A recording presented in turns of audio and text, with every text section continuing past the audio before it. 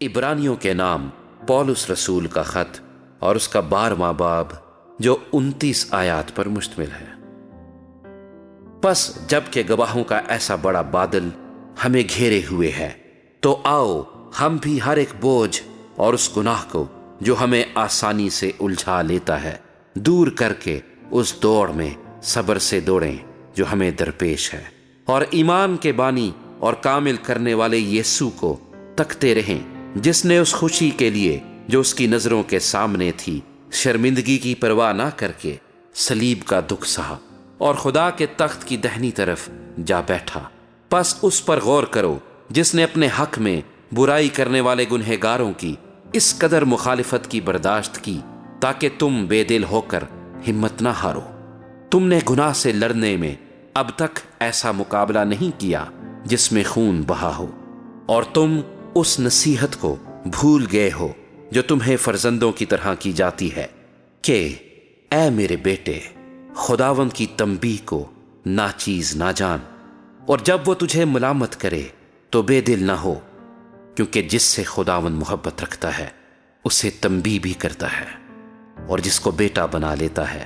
اس کے کوڑے بھی لگاتا ہے۔ تم جو کچھ دکھ سہتے ہو وہ تمہاری تربیت کے لیے ہے۔ خدا فرزند جان کر تمہارے ساتھ سلوک کرتا ہے۔ وہ کون سا بیٹا ہے جسے باپ تنبیہ نہیں کرتا؟ اور اگر تمہیں وہ تنبیہ نہ کی گئی جس میں سب شریک ہیں تو تم حرام زادے ٹھہرے، نہ کہ بیٹے۔ علاوہ اس کے جب ہمارے جسمانی باپ ہمیں تنبیہ کرتے تھے اور ہم ان کی تعظیم کرتے رہے، تو کیا روحوں کے باپ کی اس سے زیادہ تابعداری نہ کریں جس سے ہم زندہ رہیں؟ وہ تو تھوڑے دنوں کے واسطے اپنی سمجھ کے موافق تنبیہ کرتے تھے، مگر یہ ہمارے فائدے کے لیے کرتا ہے تاکہ ہم بھی اس کی پاکیزگی میں شامل ہو جائیں۔ اور بالفعل ہر قسم کی تنبیہ خوشی کا نہیں بلکہ غم کا باعث معلوم ہوتی ہے، مگر جو اس کو سہتے سہتے پختہ ہو گئے ہیں ان کو بعد میں چین کے ساتھ راست بازی کا پھل بخشتی ہے۔ پس ڈھیلے ہاتھوں اور سست گھٹنوں کو درست کرو اور اپنے پاؤں کے لیے سیدھے راستے بناؤ تاکہ لنگڑا بے راہ نہ ہو بلکہ شفا پائے۔ سب کے ساتھ میل ملاپ رکھنے اور اس پاکیزگی کے طالب رہو جس کے بغیر کوئی خداوند کو نہ دیکھے گا۔ غور سے دیکھتے رہو کہ کوئی شخص خدا کے فضل سے محروم نہ رہ جائے۔ ایسا نہ ہو کہ کوئی کڑوی جڑ پھوٹ کر تمہیں دکھ دے اور اس کے سبب سے اکثر لوگ ناپاک ہو جائیں،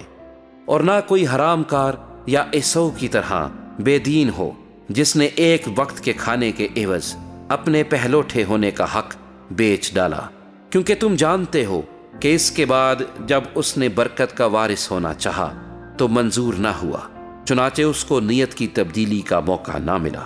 گو اس نے آنسو بہا بہا کر اس کی بڑی تلاش کی۔ تم اس پہاڑ کے پاس نہیں آئے جس کو چھونا ممکن تھا اور وہ آگ سے جلتا تھا، اور اس پر کالی گھٹا اور تاریکی اور طوفان اور نرسنگے کا شور اور کلام کرنے والے کی ایسی آواز تھی جس کے سننے والوں نے درخواست کی کہ ہم سے اور کلام نہ کیا جائے، کیونکہ وہ اس حکم کی برداشت نہ کر سکے کہ اگر کوئی جانور بھی اس پہاڑ کو چھوئے تو سنسار کیا جائے۔ اور وہ نظارہ ایسا ڈراؤنا تھا کہ موسیٰ نے کہا، میں نہایت ڈرتا اور کانپتا ہوں۔ بلکہ تم سیون کے پہاڑ اور زندہ خدا کے شہر یعنی آسمانی یروشلیم کے پاس اور لاکھوں فرشتوں اور ان پہلوٹوں کی عام جماعت یعنی کلیسیا جن کے نام آسمان پر لکھے ہیں، اور سب کے منصف خدا اور کامل کیے ہوئے راست بازوں کی روحوں اور نئے عہد کے درمیانی یسوع اور چھڑکاؤ کے اس خون کے پاس آئے ہو جو حابل کے خون کی نسبت بہتر باتیں کہتا ہے۔ خبردار، اس کہنے والے کا انکار نہ کرنا، کیونکہ جب وہ لوگ زمین پر ہدایت کرنے والے کا انکار کر کے نہ بچ سکے تو ہم آسمان پر کے ہدایت کرنے والے سے منہ موڑ کر کیوں کر بچ سکیں گے؟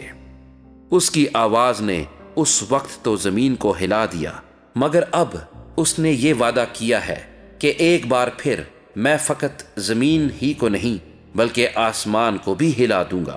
اور یہ عبارت کہ ایک بار پھر اس بات کو ظاہر کرتی ہے کہ جو چیزیں ہلا دی جاتی ہیں، مخلوق ہونے کے باعث ٹل جائیں گی تاکہ بے ہلی چیزیں قائم رہیں۔ پس ہم وہ بادشاہی پا کر جو ہلنے کی نہیں، اس فضل کو ہاتھ سے نہ دیں جس کے سبب سے پسندیدہ طور پر خدا کی عبادت خدا ترسی اور خوف کے ساتھ کریں، کیونکہ ہمارا خدا بھسم کرنے والی آگ ہے۔